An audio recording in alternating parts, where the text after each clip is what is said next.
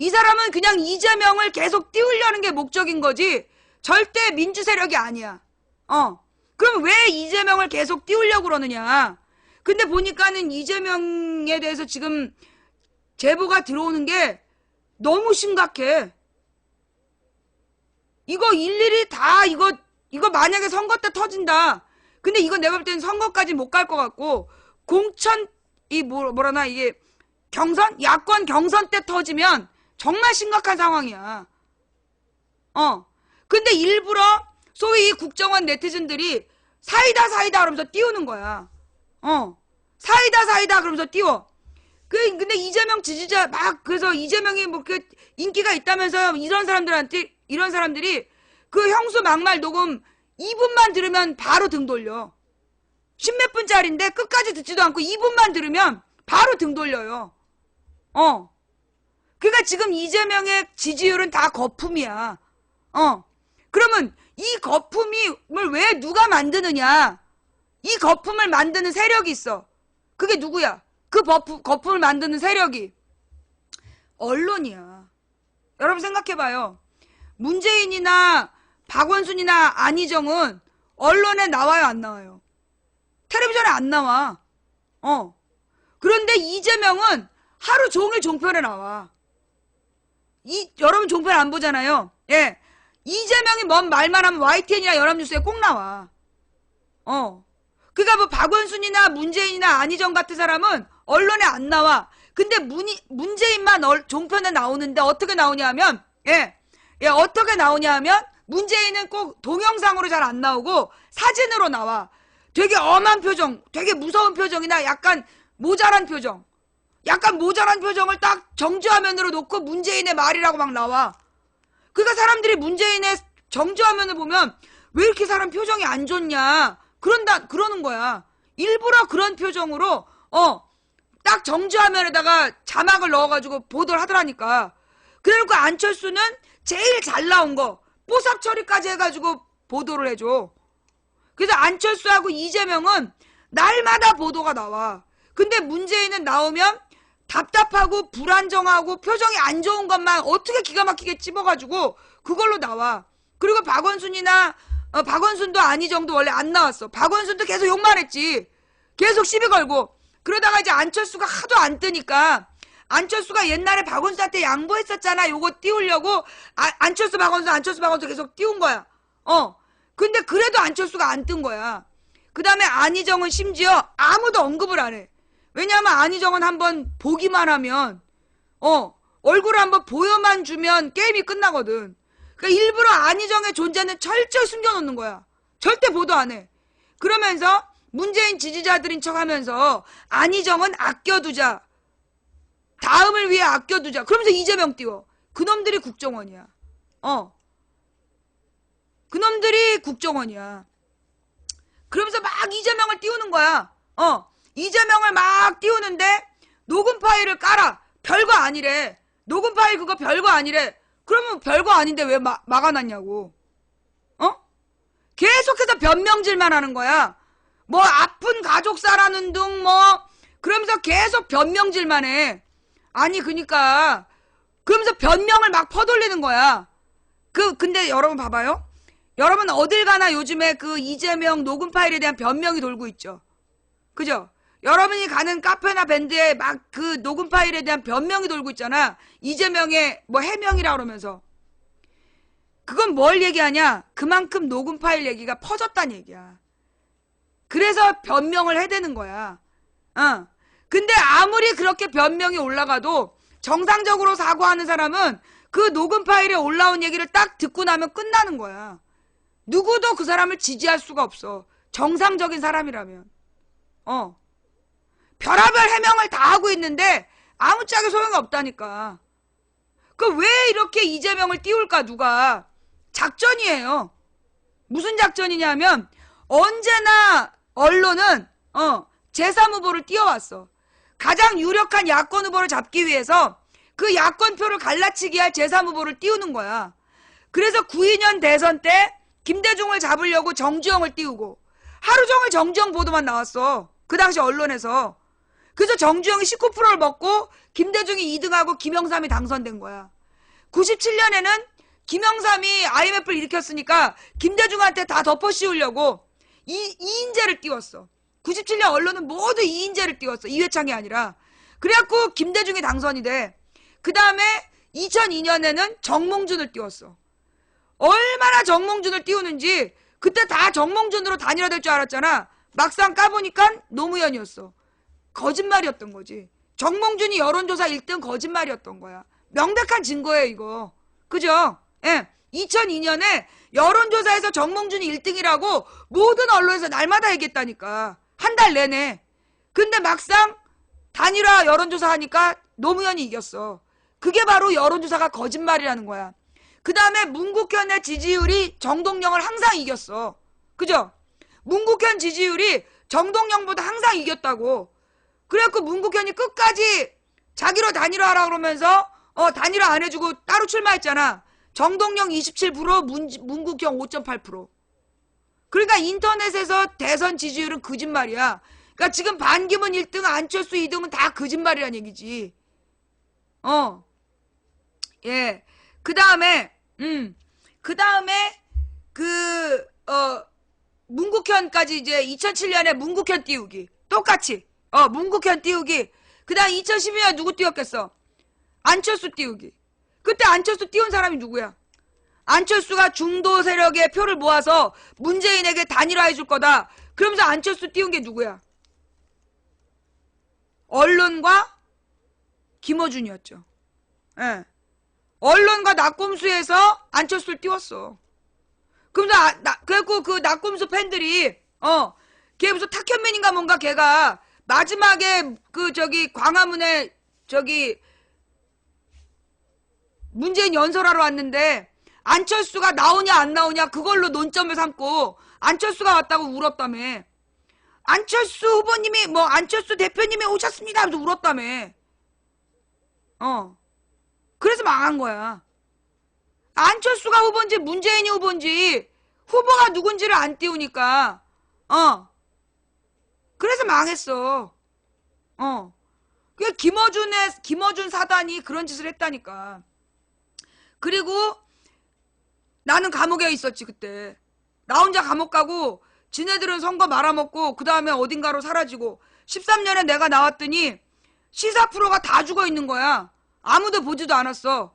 근데 13년 2월 달에 나와가지고 막 강제 사회봉사까지 하면서 간신히 그 국정원 여직원의 댓글 문제를 이슈로 만들었어. 이슈로 만들어 놨더니 갑자기 팟캐스트들이 생기더라고. 갑자기 팟캐스트들이 막 생겨가지고서는 또 결정적일 때 말아먹고 하여튼 그렇게 해서 제3 후보들을 띄우는데 내가 볼 때 지금 이재명을 띄우는 작전 세력이 제3 후보 띄우기다. 이 야권의 당선 가능성 있는 후보를 죽이기 위해서 이재명을 띄우는 거야. 그리고 지금 도올 선생에 대해서 계속 까대는 애들이 있어요. 난 이것도 국정원이라고 봐. 예. 지금 이제 국정원의 흐름이 뭐가 보이냐 하면 현재 국정원의 흐름으로 뭐가 보이냐.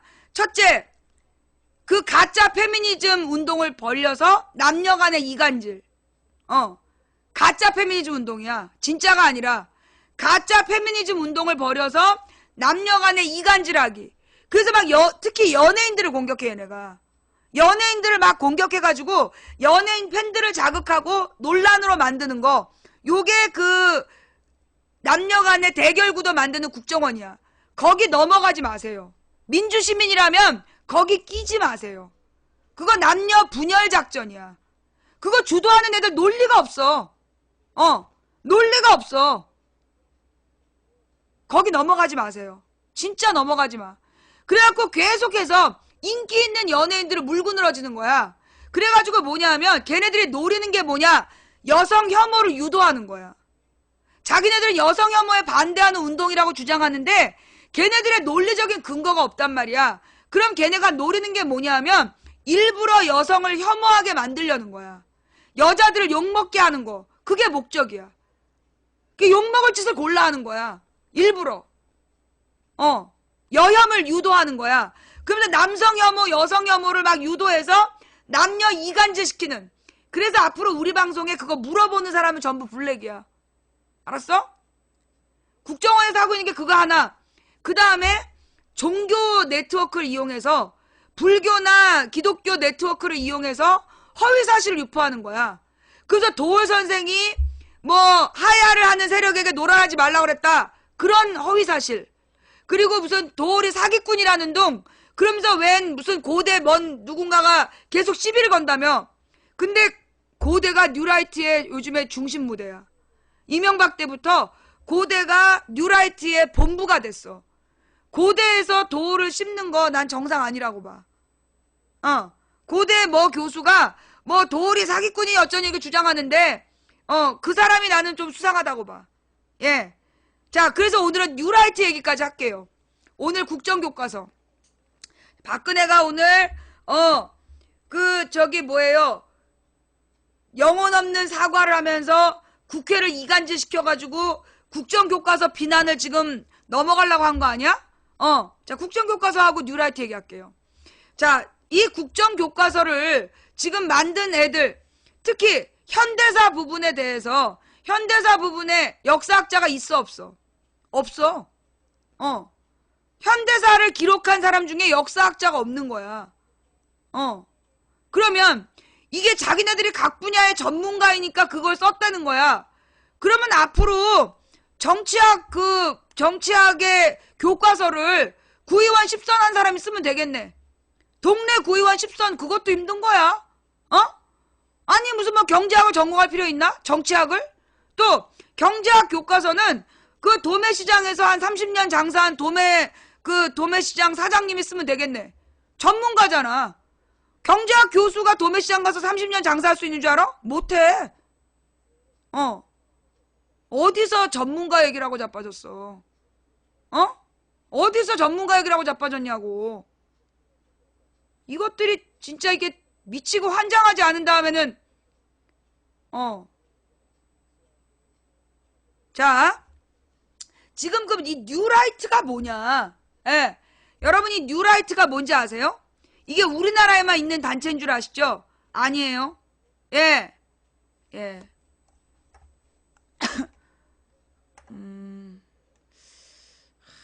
이 내용은 조금 센 것 같은데.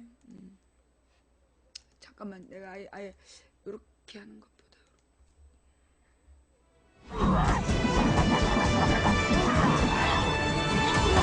아니에요. 그렇게만 나오는 거야.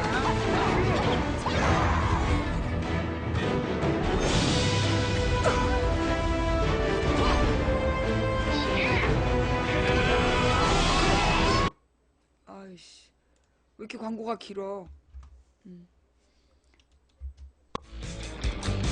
또 나와 또. 4K 30 video, 10 megapixel photos. This is everything that a GoPro is, but in the 팟빵에 smallest 광고가 좀 possible size. 심하다. We've taken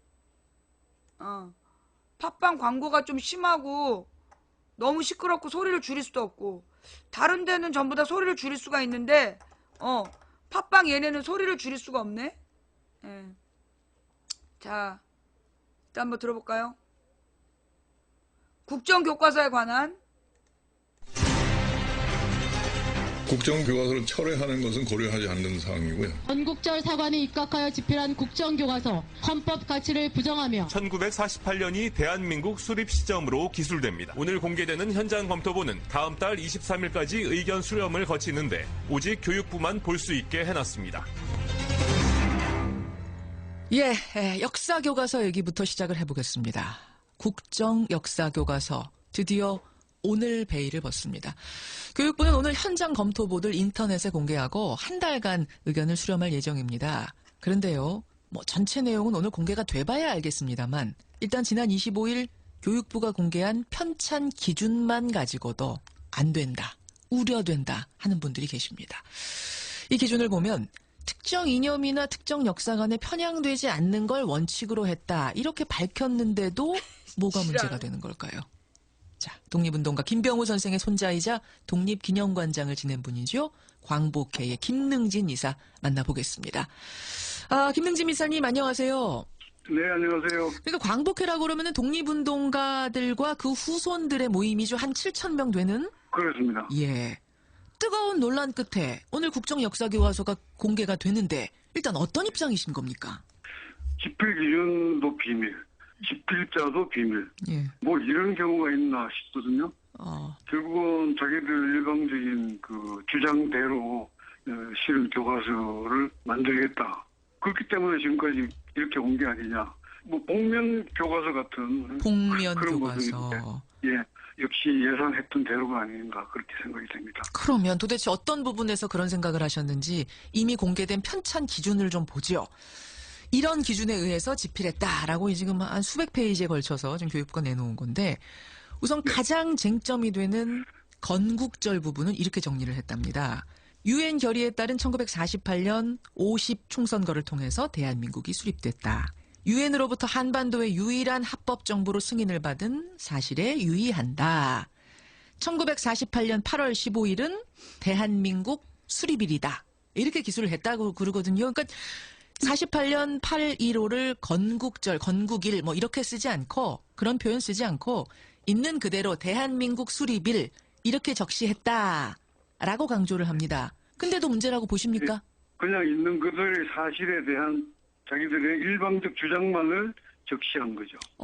예를 들면 예. 대한민국 수립일 7글자입니다. 예. 근데 이걸 3글자로 하면은 그냥 건국절이에요. 건국절. 그러니까 건국절이라는 단어만 안 썼을 뿐이지 대한민국 수립일이란 말이 건국일, 건국절이란 말 아니냐? 똑같은 말이죠. 뭐 이걸 제가 볼 때는 우리 중학생들도 다 알만한 내용인데요. 이런 걸 뭐 수십억 국가 예산 써가지고 그동안에 머리짠해서 한 게 그 고작 이건지 묻고 싶네요. 근데 교육부에선 1948년 대한민국 정부 수립을 대한민국 수립이라고 기술하는 건 너무 당연한 거 아니냐. 그렇다고 해서 그게 임시정부를 부정하는 건 아니다. 왜 자꾸 그렇게 생각하시느냐라고 되묻는데요.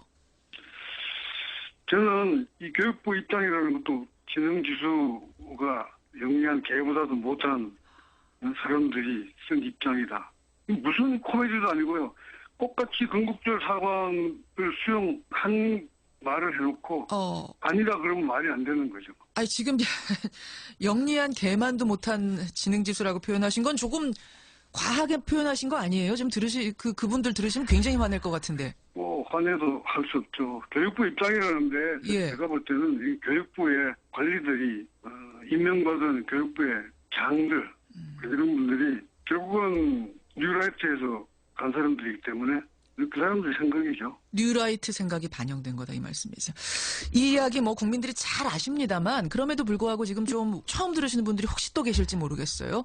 왜 건국절 48년 8월 15일을 대한민국 정부 수립일이라고 표현하는 순간 임정을 부정하는 것인가? 왜입니까? 임시정부를 부정하는 게 될 수밖에 없는 게요. 예를 들면 며칠 전에 저희 건국회 박유철 회장님이 어떤 행사에서 그런 말씀하셨더라고요. 많은 독립투사들이 세상 떠나실 때 대한민국 만세 외치면서 돌아가셨는데 대한민국 만세를 외치며 돌아가셨죠. 많은 운동가들이. 예. 근데 만약 48년에 우리 건국이랬으면 그전에 나라가 없잖아요. 예. 그러면 예를 들면 아무리 친일한 사람들도 그전에 친일 행적을 묻혀지고 건국 공로자가 될 수가 있습니다. 대한민국이 없는데 왜 우리 독립투사들이 대한민국 만세라고 부르면서 돌아갔을까요? 그 한마디로 이것은 모든 그런 행적들이 묻히는 일이 되는 거죠. 대한민국 만세를 외치면서 독립운동가들이 죽어갔던 그렇게까지 지키고 싶었던 우리 주권인데 왜 우리가 48년에 우리 정부는 수립됐소라고 하면서 스스로를 부정하는가. 그것은 그러니까 친일파 청산 문제와도 다 연결되는 거라고 보시는 거군요. 건국절 문제가. 직접적으로 연결될 수밖에 없는 문제이기 때문에 저희들이 그렇게 반대를 하는 것입니다. 친일파 얘기가 나온 김에 지금 또 한 가지 쟁점이 되고 있는 편찬 기준이 바로 이 친일파란 단어입니다. 이번 국정교과서에서는 친일파라는 단어는 빠졌다 그래요. 대신 친일 행위, 친일 인사 이런 단어로 대체가 됐다는 건데 이건 어떻게 보십니까? 저는 지금 정권에 이런 주장하는 분들이 어떤 친일 트라우마 같은 게 있다고 보여집니다. 친일 트라우마요? 네. 제가 지난번 친일 매국노라는 말씀 드렸는데 예, 저와 인터뷰. 친일을 통해서 매국한 이런 것 때문에 이게 안 된다는 거죠. 근데 하여튼 빠져나가는 방법을 찾기 위해 가지고 여러 가지 뭐 친일파를 말을 뗐다고 하더라고요. 근데 저는 너무 이런 지역적인 걸 가지고 예. 공격하는 분들도 너무 이런 거 가지고는 문제 안 삼았으면 좋겠어요. 아, 요 뭐 이런- 친일파란 단어를 친일 인사, 친일 행위로 바꾼 요 쟁점에 대해서는 요거는 그럴 수 있다. 이것까지 문제 삼지 말자는 입장이세요? 예, 제 생각에는 너무 알겠습니다. 지역적인 것 가면은 아. 큰 걸 놓치게 되니까. 큰 걸 놓치게 되니까. 그러면 그 외에 특히 우려되는 부분이 있다면 어떤 겁니까? 이 건국1 관련 문제, 예. 1948년 8월 15일 이 관련 문제 이게 제일 핵심이라고 생각하고요. 음흠. 결국은 이거는 뭐 뉴라이트의 주장입니다. 뉴라이트 주장이고 뉴라이트에 동조하는 일부 우리나라 그 우파 지식인들 또 특정 언론사 결국은 뭐 그 사람들의 주장인데 교과서가 받아들여질 가능성이 실질적으로는 저는 없다고 생각해요.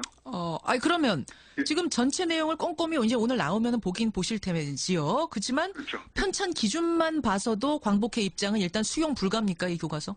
아, 절대 불가죠. 절대 불가입니다. 아니 근데 일부에선 그렇게 말씀하실 수 있어요. 아니 지금 이게 교과서가 얼마나 방대한데 건국절 그거 문제 하나 가지고 대한민국 수립일이라고 표현했다는 그 하나 가지고선 전체를 보이콧할 수가 있느냐 이렇게 말할 수도 있거든요. 뭐 하나를 보면 열을 아는 거죠. 그리고 제일 중요한 하나가 그거기 때문에 지금까지 뭐 역사 전쟁이라고 할 정도로 수년 동안 끌어왔던 문제 아니겠습니까? 예. 이 문제에 대해서는 절대 후퇴할 수가 없죠. 그래서 알겠습니다. 저희도 지금 해를 두고 이 문제를 가지고 여러 번 건의도 하고 사정도 하고 또 만나서 또 항의도 하고 했었어요. 아 그러셨어요. 결국은 불통불통하는데 이렇게 불통일 줄 몰랐어요. 이렇게 불통일. 아니 그렇게까지 말했는데도 이렇게까지 표현이 되는 거는 결국은 정말 왜 그러는 걸까요? 저도 여쭤보고 싶어요. 만나면. 하하, 알겠습니다. 지난번 저와 인터뷰하실 때 이런 말씀하셨어요. 건국절이란 말은 매국노들이나 하는 말이다. 이렇게 역정을 내셨던 거 제가 기억을 하는데 그럼에도 불구하고 국정교과서는 기어코 나오고 건국절이란 그 단어는 아니지만 우회적인 표현을 쓴 것으로 나오고 어디 광복회에서는 다른 공식적인 대응을 할 생각이세요?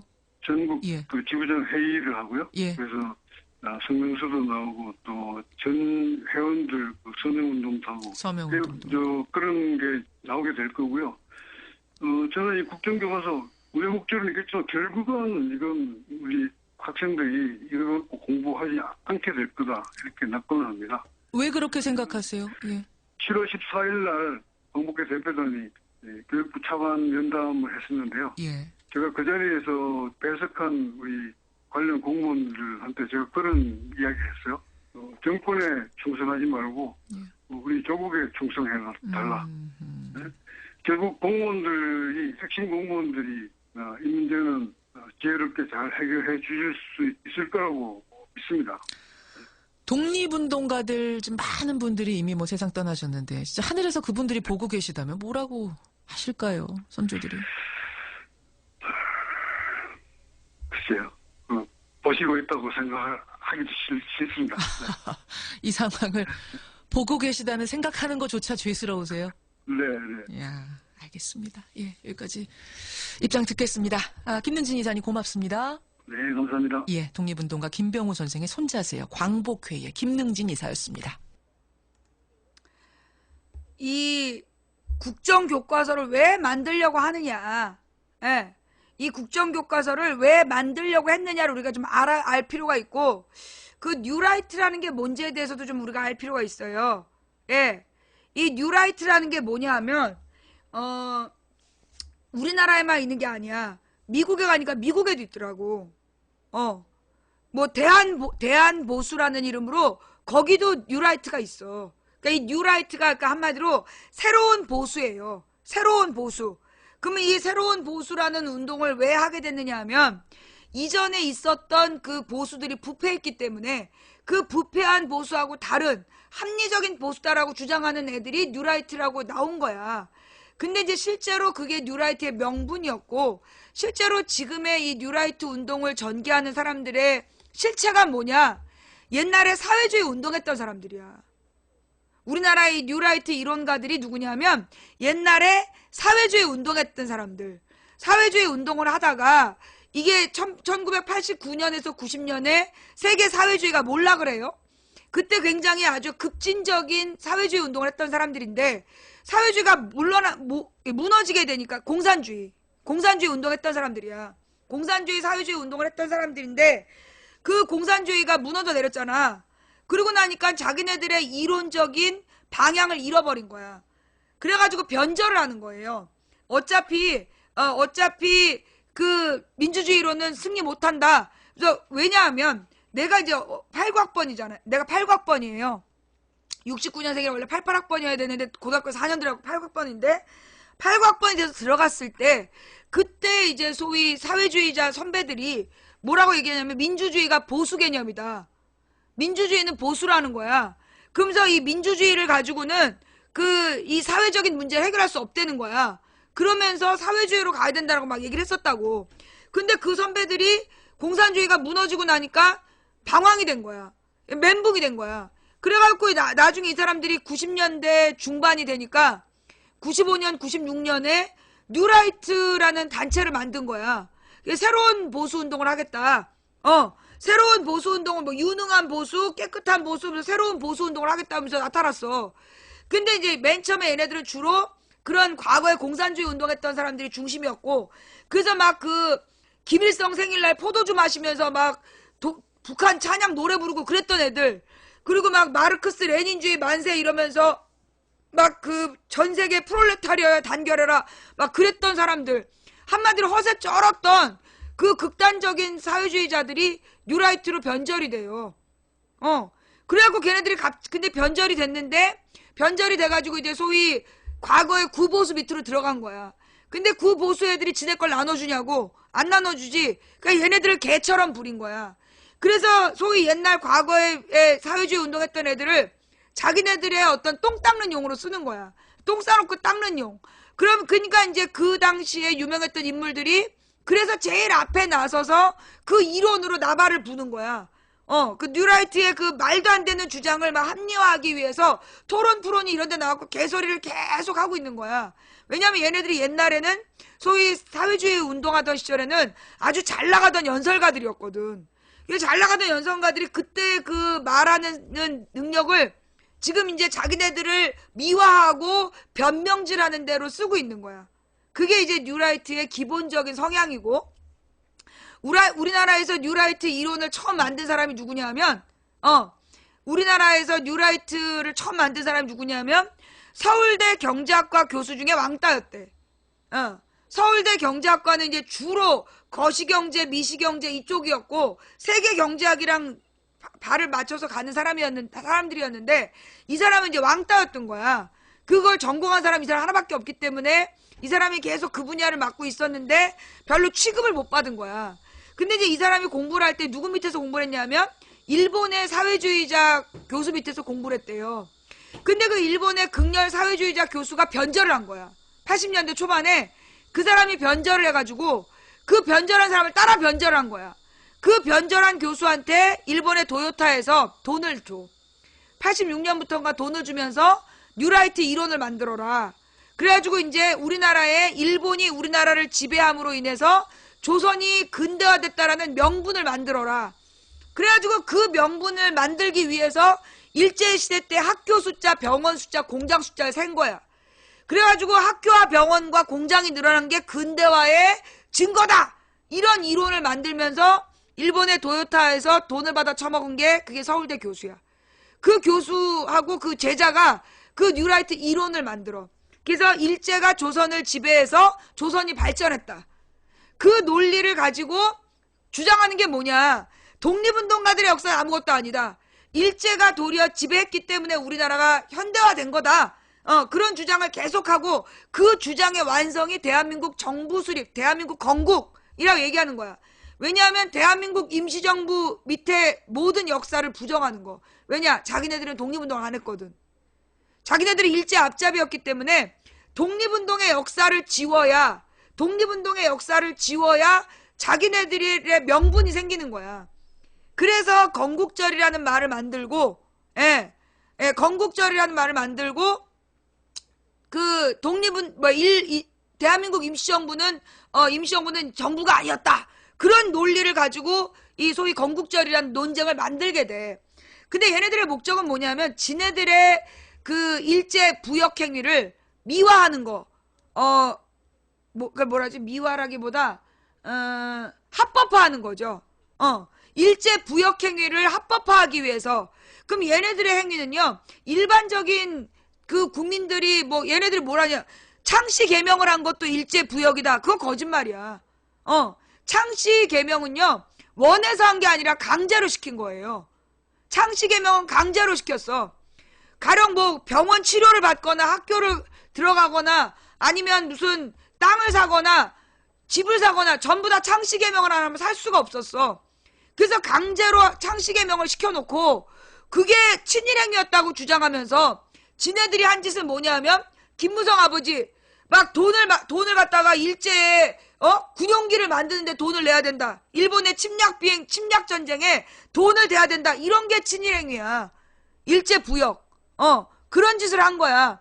그래놓고 이제 자기네들의 주장을 정당화하고 합법화하기 위해서 뉴라이트 이론이 필요했고 그 이론을 만든 게 서울대 경제학과 교수들이었고 그 이론으로 지금 이놈들이 하고 있는데 얘네들이 그러면 주장하고 있는 내용은 사실이냐? 사실이 아닌 거죠.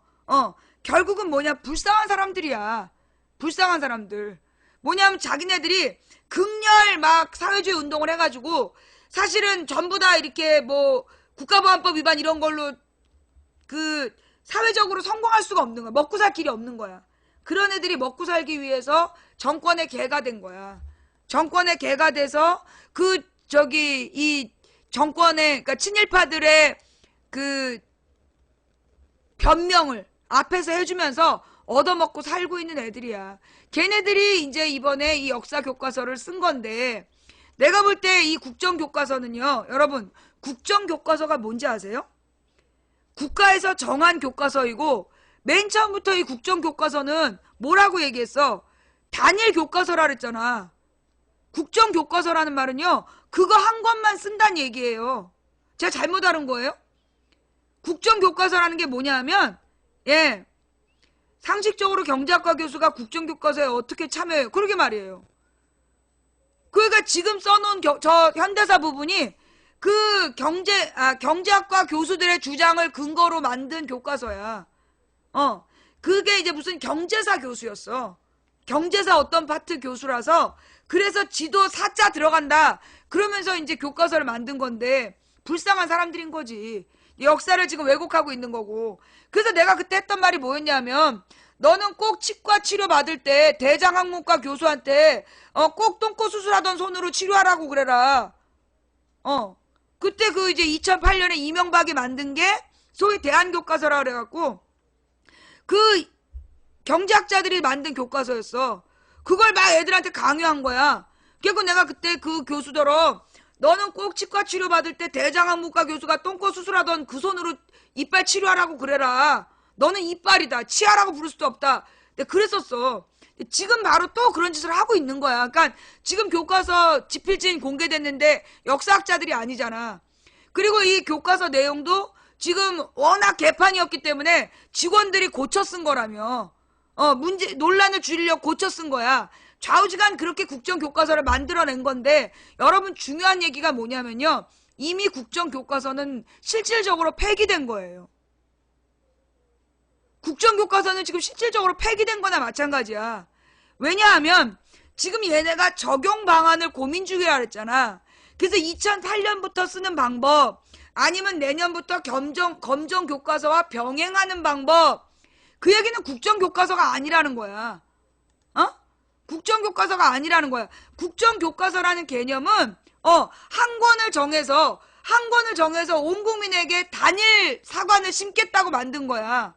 근데 나온 교과서가 너무 쓰레기 같으니까 그걸로 다 통일을 못 하는 거야. 그래서 적용 방안을 고민한다는 얘기가 실질적으로는 국정화 못 한다는 얘기예요. 실질적으로는 국정화를 못 한다는 이야기야. 지들도 부끄럽지. 워낙 쓰레기니까. 그러면 왜 쟤네들은 그렇게 역사 교과서를 쓰레기로 만들려고 하느냐. 이게 또 중요한 이유야. 우리가 꼭 깨달아야 될 굉장히 가슴에 새겨야 될 중요한 얘기가 뭐냐. 조선의 왕이 많은 후궁들에게나 정빈에게서 아들을 낳아요. 그러면 이 아들들은 다 왕자야. 근데 왕자들이 공부를 할 수 있는 거는 천자문밖에 안 됐다래. 글자를 아예 안 가르친다는 것도 같아. 그러다가 세자가 책봉이 되면 그 세자한테만 교육을 시켰어. 그래서 논어, 뭐 대학, 그리고 이 역사, 춘추 이런 거를 세자한테만 교육을 시켜. 왜냐하면 왕자에게는 교육을 안 시키는 거야. 왜냐하면 역사를 공부하면 미래를 볼 수 있고 사리분별을 하게 돼서 그러면 왕이 되고자 할까봐. 그래서 왕에게만 가르쳤던 게 역사였어요. 예, 그만큼 역사 공부가 중요한 거야. 우리 국민들이 역사를 어떻게 생각하냐면 연도 외우고 막 금동 미륵보살 방가사유상 이런 어려운 이름 외우고 막 이런 건 줄 알잖아.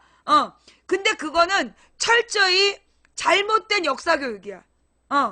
진짜 역사는요, 암기하는 게 아니야. 서양의 누구도 암기 시험을 보지 않아.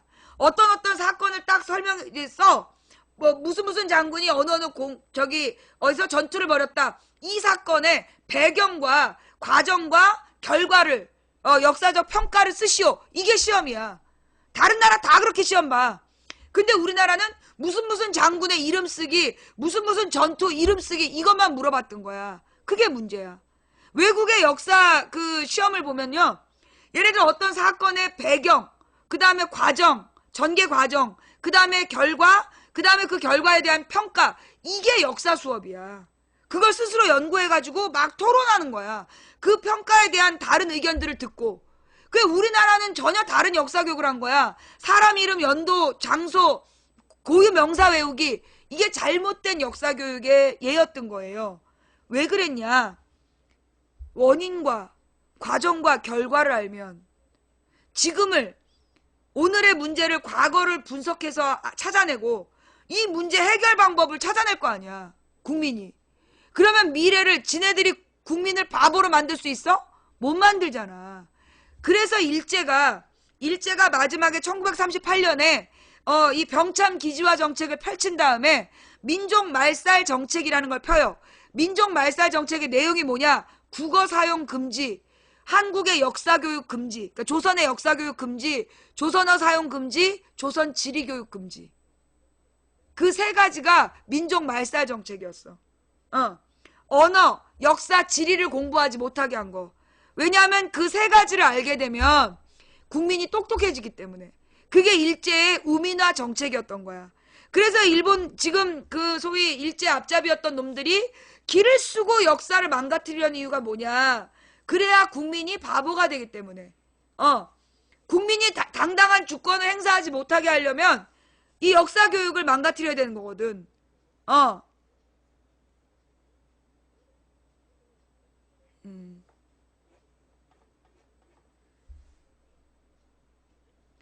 뭔 말인지 알겠죠? 그래서 이 국정교과서 문제에 쟤네들이 그렇게 매달리는 거고, 물론 거기에다 박근혜는 하나 더, 지아버지 우상화. 자기 아버지를 우상화해야 되겠다는 그 어리석은 그 여자 연산군이라니까? 박근혜는 여자 연산군이야. 지아버지가 자기가 볼 때 멋있었는데 독재자로 남았기 때문에 그게 못마땅해서 자기 아버지 영웅이었다고, 우상화하고 싶어가지고 교과서를 바꾸겠다고 이 생쇼를 하다가 결국 지도 죽고 아버지도 죽고 그러는 거야. 예. 그래서 여자 연산군이다. 여자 연산군인 박근혜가 자기 아버지의 명예 회복을 하려다가 결국 지 명예를 땅바닥에 내다 꽂은 거예요. 자, 그래서 이 국정교과서는 실질적으로 국정교과서로서 활용될 수 없다. 실질적으로 국정교과서라 그러면 그 국정교과서만 가르치는 거야. 근데 지금 그게 아니라 뭐 다양한 활용 방도를 고민 중이다 그러잖아. 예. 자, 차라리 아까부터 뉴스타파를 갖고 오지 그랬어요. 예.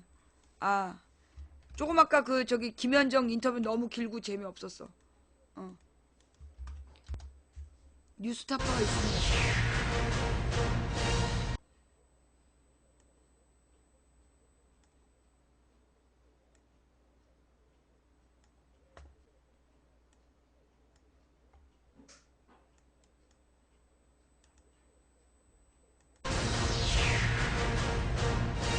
저는 5.16이 말하자면 그 구국의 혁명이었다. 네. 저는 그렇게 믿고 있는데 그동안 매도당하고 있던 유신, 옹호하고, 네. 5.16 거기에 대해서 나는 이런 소신을 갖고 참여했다. 네. 근데 그게 뭐가 잘못됐느냐? 딱딱 그거를 정말 그 국가와 민족을 위해서 일했던 사람이라면 그거를 얘기할 수 있어야 돼요. 제가 중요하게 생각하고 있는 것은 그런 왜곡된 역사를 바로잡는 일이에요. 새 정부는 경제 부흥과 국민 행복 그리고 문화 융성을 통해 새로운 희망의 시대를 열어갈 것입니다. 정말 어마어마하게 너무 많이 나왔어요. 예를 들면은 중대한 사실 오류, 왜곡, 과장 축소 누락, 심각한 편파 해석. 최근에요 의원님께서 그 좌파와의 역사 전쟁을 승리하겠다라고 종북 좌파. 말씀하셨는데, 종북 좌파. 예, 그렇게 발언을 하셨는데요. 그게 정확히 어떤 의미인지 그 발언의 진위는 뭔지 좀 사실 이해가 잘 안 가서 오늘 궁금해요. 이거 물어 이거 공권력 확립. 그거는 역사 교실 내일 모레 와서 물어보고.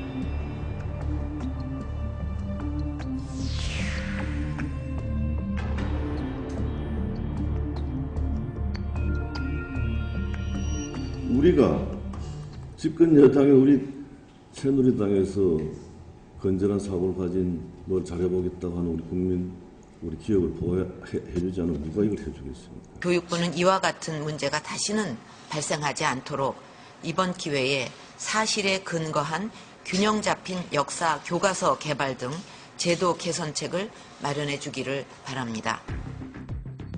대통령의 지시가 떨어지자마자 교육부는 역사교과서 발행 제도를 바꾸는 작업에 착수했습니다.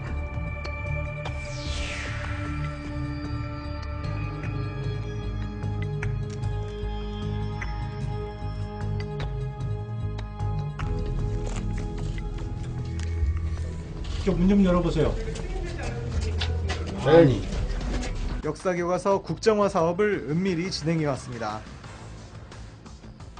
조종환 새정치민주연합 의원이 입수한 이 태스크포스팀 운영 관련 문건은 이들이 누구이고 어떤 업무를 해왔는지 보여줍니다. 역사학교는 90%가 좌파들이 다 전문을 하고 있습니다. 왜 이렇게 좌편향 교육을 기업화시키려고 우기느냐?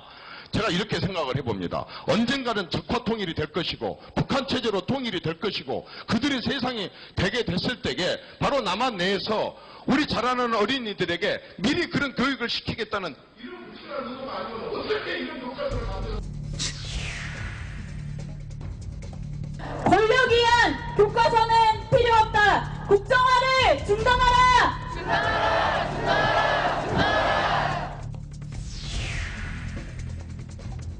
존경하는 국민 여러분, 저는 역사 교육 정상화를 위한 무거운 책임감을 가지고 이 자리에 섰습니다.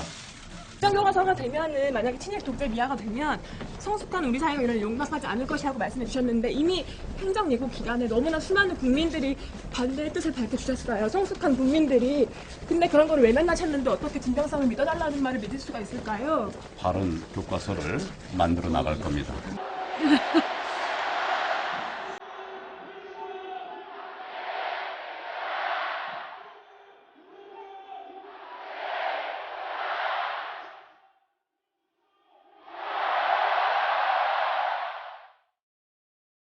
그동안 매도당하고 있던 유신, 옹호하고, 5.16, 5.16 거기에 대해서 나는 이런 소신을 갖고 참여했다. 근데 그게 뭐가 잘못됐느냐? 딱딱 그거를 정말 그 국가와 민족을 위해서 일했던 사람이라면 그거를 얘기할 수 있어야 돼요. 어떤 비난을 당장은 받는다 하더라도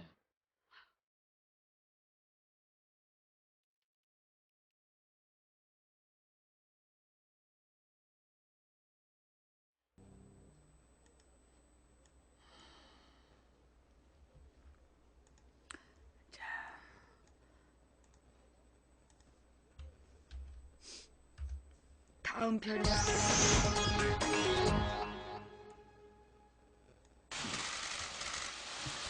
논란 속에 추진. 처음부터.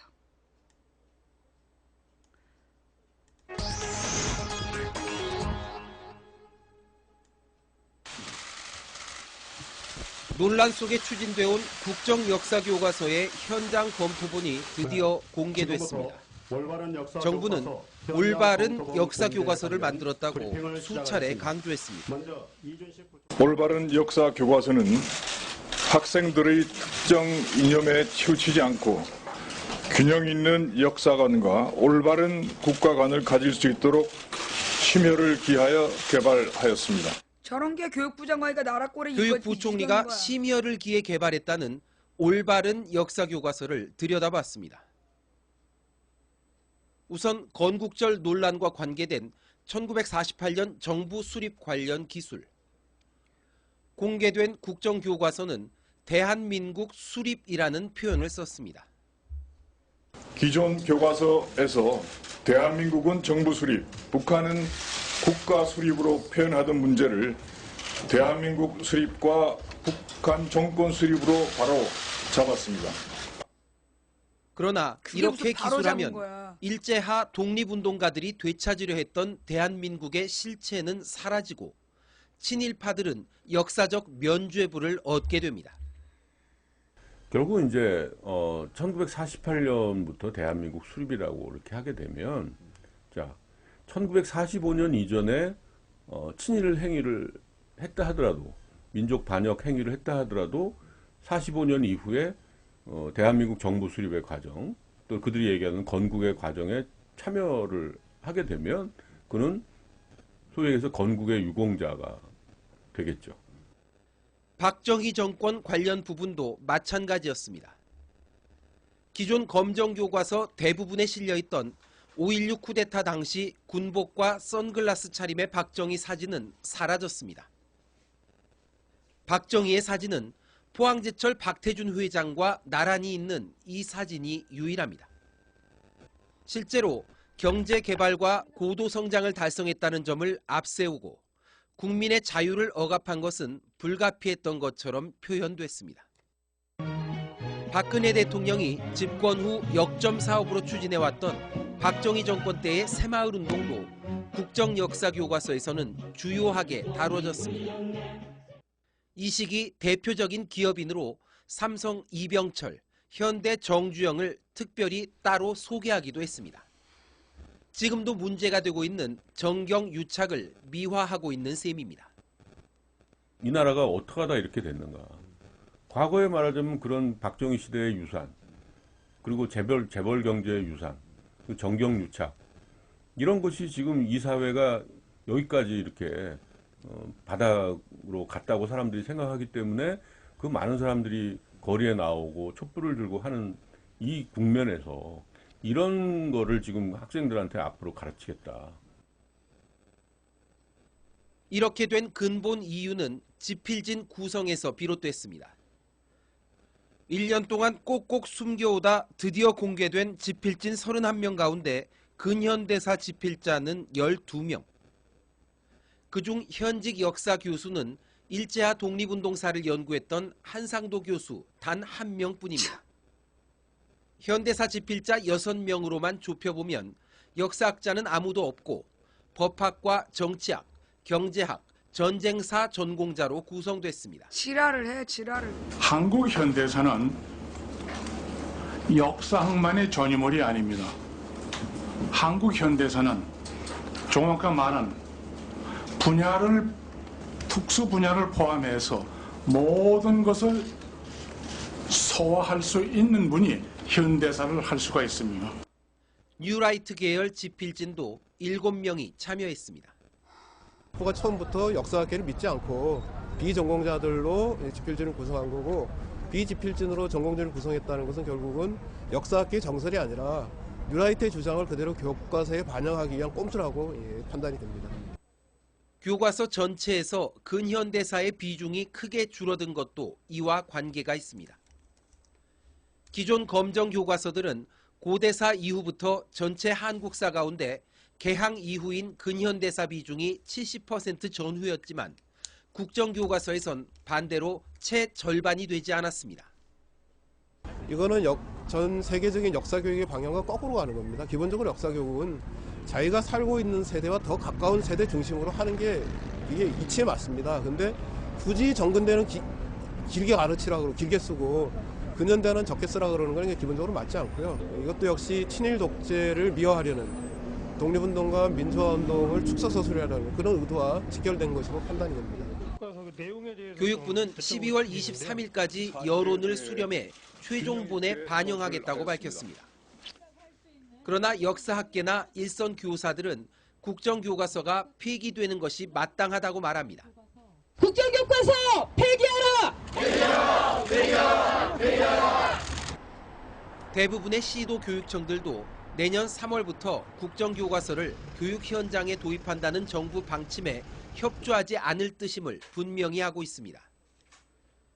그러나 이미 국정교과서에 44억 원을 쏟아부은 정부는 여전히 청와대 눈치만 보고 있습니다. 박근혜가 물어내! 만약 현장 검토본 공개 이후에 시민들의 반발이 매우 거셌다고 한다면 폐기를 검토하실 수도 있는 건지 궁금합니다. 그건 제 소관이 아니기 때문에 저 노인네들이 물어가면 되겠네. 전 재산을 그냥. 다른 분께 아마 여쭤보는 게 도리라고 생각을 합니다. 저 인간들한테 그냥 물어내라 그래. 혼용이라든지 시범학교 운영이라든지 또는 시행 시기의 연기 이런 것들이 이제 언론에서 나오는 방안들입니다. 그래서 그러한 것에 대해서 아직 결정된 바가 없기 때문에 말씀드릴 수가 없고요. 국민의 95%가 박근혜 대통령을 지지하지 않는 상황에서 정부가 강행 추진한 국정교과서가 국민들의 또 다른 저항을 불러오고 있습니다. 뉴스타파 김성수입니다.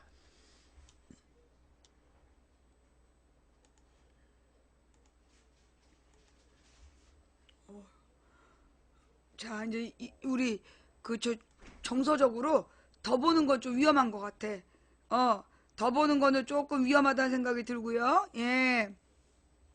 자, 좌우지간 그래서 지금 현재 이 국정교과서에 대한 논란은요. 여러분 제가 몇 번 말씀드렸는데 전 세계에서 선진국 중에 국정교과서를 쓰는 나라가 어디가 있을까요? 라고 새누리당 의원한테 물어봤어요. 그러자 새누리당 의원이 뭐라고 대답할게요? 북한이요. 전 세계에서 북한을 선진국으로 인정한 건 우리나라 새누리당 의원들밖에 없어요. 다른 선진국들은 그 역사 교과서를 절대 단 한 권으로 강요하거나 그러지 않는다. 이게 완전히 그 박정희식 마인드인데요. 이 국정교과서 때문에 박근혜가 망하는 거야. 이 국정교과서를 강요했기 때문에 그래서 박근혜가 망하는 거예요. 자, 좌우지간 국정교과서에 대해서는 이게 한 이틀에 끝날 문제가 아니에요. 요거 아마 날마다 국정교과서의 맹점들이 계속 저는 나올 거라고 보고요. 국정교과서의 쓰레기 같은 교과서의 문제점들을 앞으로 계속 추적해보는 걸로 하고 몇 가지만 당부하고 끝낼게요. 지금 정호성 녹음 파일, 정호성 녹음 파일의 내용이라고 엄청 돌았어요. 그죠? 그런데 그 내용이 허위래잖아. 그죠?